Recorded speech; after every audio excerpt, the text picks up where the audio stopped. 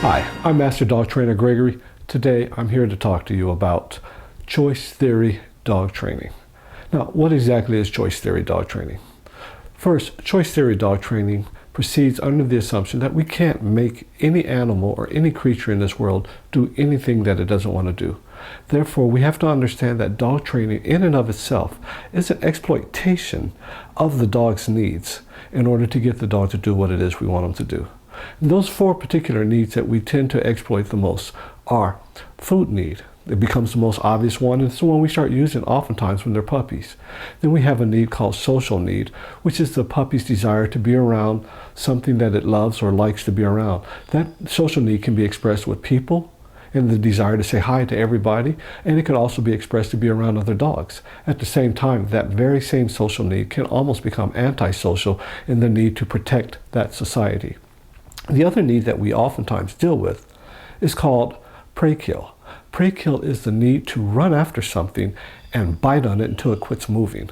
We can oftentimes use this particular need in the form of a ball or a toy in order to train our dog. But once again, we have to understand that if we don't control that need, and if somebody else is controlling it, then it becomes a distraction, such as if we're at the dog park and a little small dog runs by, your dog may want to go run and chase that little dog or a wild animal or a cat.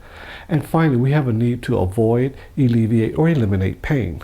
Now that's important also because anytime that your dog is fearful, it's because your dog is afraid that something is going to hurt it.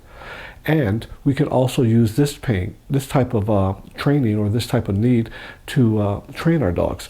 Now, don't get me wrong. I'm not saying that we should hurt your dogs and continue to punish your dogs. But there are some dogs that learn better with pain avoidance. But the thing about us here is that we don't like to use pain avoidance as a very first resort. We like to use pain avoidance as a third, fourth, fifth resort when at all possible. And usually when it comes to something as extreme as a shock collar, we use pain avoidance and shock collars only as a last resort.